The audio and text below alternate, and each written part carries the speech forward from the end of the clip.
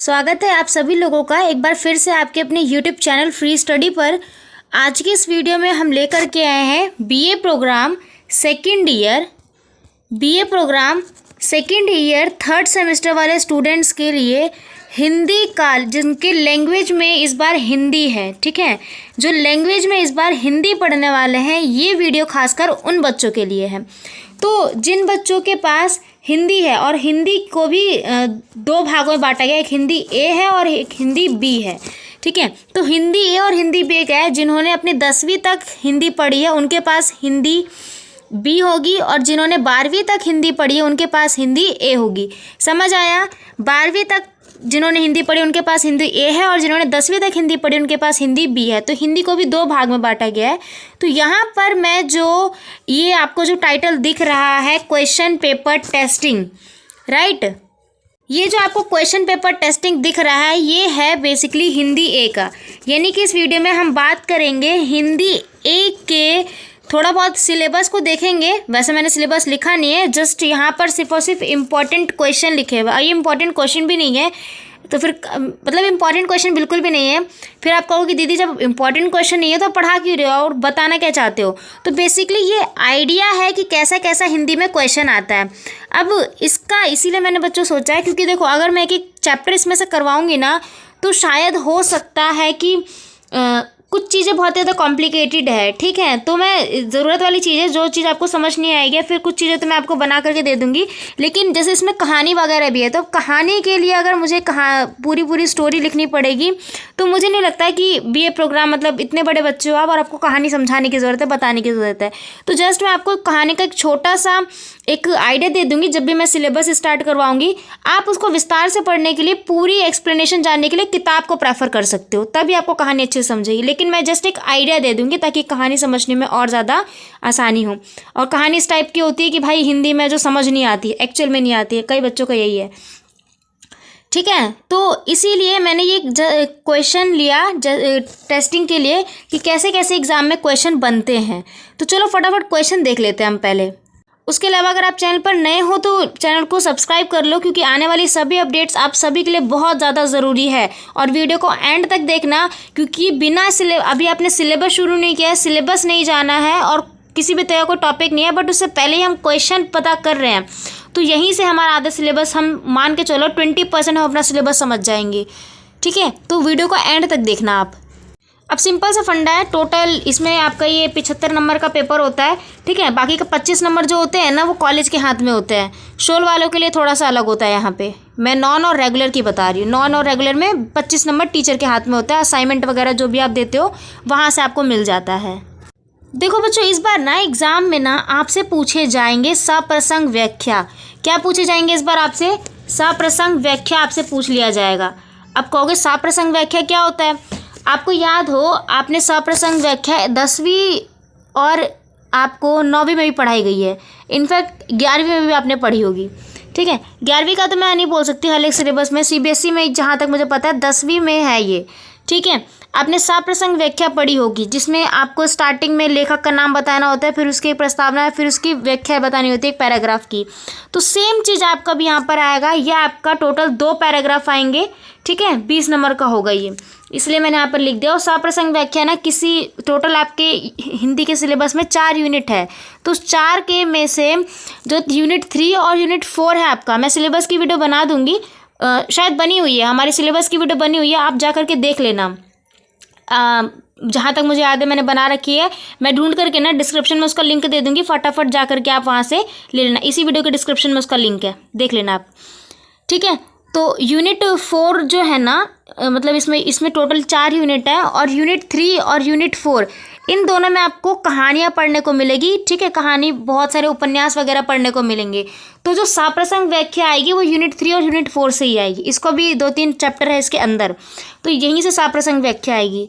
Hope so ये clear हो गया होगा कि पहला क्वेश्चन क्या है। पहला क्वेश्चन जो होगा आपका सप्रसंग व्याख्या का ही होगा। उसके बाद देखो क्या क्या क्वेश्चन बोला है। उसके बाद दूसरा क्वेश्चन पूछा है उपन्यास के स्वरूप पर प्रकाश डालिए, यानी कि इस बार आपको उपन्यास भी पढ़ना होगा। अब उपन्यास का पूरा स्वरूप आपको पता होना चाहिए, ये भी आपका एग्जाम में आएगा, कम से कम 10 नंबर का। इसी के अथवा यानी कि ऑप्शन में एक प्रश्न और है, उपन्यास से ही रिलेटेड है। उपन्यास में समाज का ही एक रूप प्रतिबिंबित होता है, उपन्यास में समाज का एक रूप प्रतिबिंबित होता है, तो उसकी क्या करनी है, समीक्षा करनी है। यानी कि जो उपन्यास है, उपन्यास को दूसरी कहानी में, दूसरे भाषा में एक शब्द में गद्य भी कहते हैं, और गद्य का मतलब होता है कहानी जो किसी भी लेखक द्वारा लिखी जाती है। ठीक है, तो एक कहानी में जो है ना समाज का प्रतिबिंबित कैसे होता है, समाज की छवि कैसे निकलती है, ये बताना है आपको। बहुत आसान है, बता सकते हो आप। कोई भी लेखक है वो जब कहानी लिखता है, गद्य लिखता है, तो वो अपने मन में, अपने दिमाग में आम जन को रखता है जो कि समाज का एक भाग है। ठीक है, सबसे छोटी इकाई है समाज की। ठीक, तो उसी का वो छवि निखारता है, तो यहाँ से ये उसका प्रतिबिंब निकलता है। समझ आ गया होगा, होप सो। जो भी लेखक वगैरह होते हैं वो अपने माइंड में समाज के आम जन को रखते हैं, यानी कि जो नॉर्मल व्यक्ति होते हैं ना, आम जनता, उनको रखते हैं और उन्हीं के आधार पर अपनी कहानी लिखते हैं। तो भाई अगर उनके कहानी ध्यान पर लिख रहे हैं, उनके आधार पर लिख रहे हैं, तो समाज का तो एक रूप प्रतिबिंबित हुआ ना, समाज की एक छवि निकल रही है। समझे? तो यहाँ पर इस टाइप से यहाँ पर लिखना है। अगला प्रश्न देखो, बेसिकली क्वेश्चन का आइडिया ले लो, अभी मत समझो क्या करना है क्या नहीं, बस क्वेश्चन का आइडिया ले लो। गबन के आधार पर देवी दीन का चरित्र चित्रण करना। अब देखो ये जो है ना यूनिट 3 से क्वेश्चन आया हुआ है। गबन एक कहानी है, गबन जो है ना, सिलेबस अगर आपने देख रखा होगा तो आप समझ गए होंगे। गबन कहानी का नाम है, यूनिट 3 में दिया गया है, प्रेमचंद्र के द्वारा लिखी गई है ये। तो गबन के आधार पर देवी दीन, इसी के अंदर का एक करेक्टर है देवी दीन, तो उसके चरित्र चित्रण, यानी कि आपको हर एक कहानी का करेक्टर स्केच भी याद होना चाहिए। कितने करेक्टर है, उसने क्या क्या किया था, उसका कैसा चरित्र है, ये भी पता होना चाहिए। इसी के ऑप्शन में एक क्वेश्चन है, रामानाथ, इसी गबन की जो कहानी है ना, उसी का एक ये भी करेक्टर है, इसके चरित्र की विशेषता बतानी है। ठीक है, अब चरित्र की विशेषता बता सकते हो कि भाई रामानाथ कैसा था, अच्छा था, बुरा था, क्या क्या रोल निभाया उसने कहानी में, ये चीज़ें। चौथा प्रश्न है, दिल्ली में एक मौत कहानी। ठीक है, ये कहानी का नाम था दिल्ली में एक मौत कहानी, वर्तमान समय में प्रासंगिक है, इसकी क्या करनी है, हमें समीक्षा करनी है। 10 नंबर का क्वेश्चन आएगा। अब आपको बताना है कि ये कहानी हमारे आज के टाइम से कैसे इंटरलिंक करती है। ठीक है, कहानी के तत्वों के आधार पर हरी बिंदी की समीक्षा करनी है। अब इस कहानी को भी आपको बताना होगा, कहानी है उसके आधार पर बताओ हरी बिंदी क्या है, इस कहानी में क्या क्या चीज़ें, मतलब A to Z चीज़ें आपको बतानी है अच्छे से। 5वां प्रश्न है, कहानी के स्वरूप को स्पष्ट करना है, इनकी कहानी कैसे लिखी जाती है उसका स्वरूप बताना है। और 8वें में जो पूछा गया वो कहानी की संरचना पूछी है, ये सब चीज़ पूछ लिया गया है। अगला प्रश्न देखो यूनिट 6, प्रश्न नंबर 6। प्रश्न नंबर 6 जो आएगा ना वो आपका इस टाइप से होगा, टिप्पणी करने के ऊपर होगा। अब उसमें 2-3 छोटे छोटे टॉपिक दे देगा, जैसे एक ये है, दज्यू कहानी के पात्र योजना लिखनी है। कहानी है दज्यू, उसकी पात्र योजना लिखनी है। इसी से एक और है कि आगे की कहानी, रोज का शिल्प, ठीक है, इसके ऊपर लिखनी है। तीसरा बोल दिया है, निरूपण हरि बिंदु कहानी की मूल समस्या क्या रही है, ये बता दो। अब देख लेते हैं 7वां प्रश्न। देखो 7वां प्रश्न क्या है, उपन्यास में कथा वस्तु का महत्व स्पष्ट करना है, कि उपन्यास में जो कथा वस्तु हम लिखते हैं उसका क्या महत्व है, ये बताना है। इसी के ऑप्शन में एक और है, उपन्यास में पात्र योजना पर प्रकाश डालनी है, यानी कि उपन्यास में, यानी कि कहानी में जो करेक्टर स्केच होते हैं उसकी क्या आवश्यकता है, उस पर हमें रोशनी देनी है। 8वां प्रश्न देखो, गबन में किन समस्या को उठाया गया है। लो फिर से कहानी बोल दिया और इसमें जो प्रॉब्लम है ना वो बता दी गई है कि नकारात्मक क्या है। ऑप्शन में भी एक है, जालपा का चरित्र चित्रण करना, इसी कहानी का एक कैरेक्टर है जालपा, ठीक है, इसका चरित्र चित्रण रखना आपको। अगला प्रश्न देखो क्या कह रहा है, दिल्ली में एक मौत कहानी की मूल संवेदना क्या है।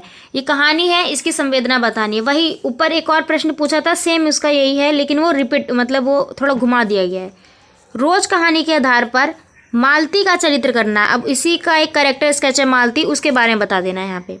अगला प्रश्न देखो, कहानी और समाज के पारंपरिक संबंध को स्पष्ट करना है, यानी कि कहानी और समाज, कहानी कैसे समाज से जुड़ी होती है और समाज कैसे कहानी से जुड़ जाता है, ये बताना होगा, ठीक है, ये बताना है।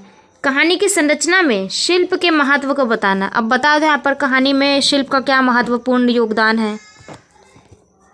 एक और प्रश्न है, अंतिम प्रश्न रखेंगे इसको हम अपना, किसी एक टिप्पणी पर, ठीक है, यहाँ पे क्या करनी है, टिप्पणी करनी है।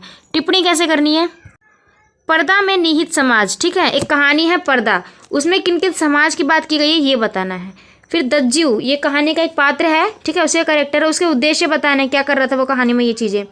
हरी बिंदी कहानी की भाषा शैली लिखनी है। लो मतलब एक एक कहानी की आपको भाषा शैली भी याद रखनी है। तो इस टाइप से आपका हिंदी में प्रश्न बनता है। अब बच्चों, अगर आपने सिलेबस की वीडियो नहीं देखी है तो फटाफट जा करके आप सिलेबस की वीडियो देखो, ठीक। हम सबसे पहले यूनिट 1 लेकर के आएंगे सिलेबस में, जिसमें हम बेसिकली आइडिया लेंगे कि कैसे इसकी कहानी की शुरुआत वगैरह हुई, गद्य क्या होता है, उपन्यास क्या होता है।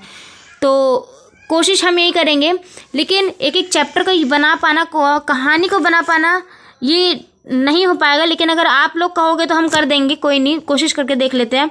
फ्री स्टडी ऑलवेज आप लोगों के लिए अवेलेबल रहता है। तो बच्चों, आप हमें कमेंट बॉक्स में कमेंट करके बताओ कि आप लोगों को कहानी के ऊपर भी नोट्स चाहिए या नहीं, ठीक है। बस आप इतना बता दो कि जो कहानियाँ वगैरह है इसके अंदर, स्टोरी वगैरह जो है उसके ऊपर भी आपको नोट्स चाहिए या नहीं चाहिए। हम आपको सिर्फ ओरली समझा दें जैसा बोला जा रहा है।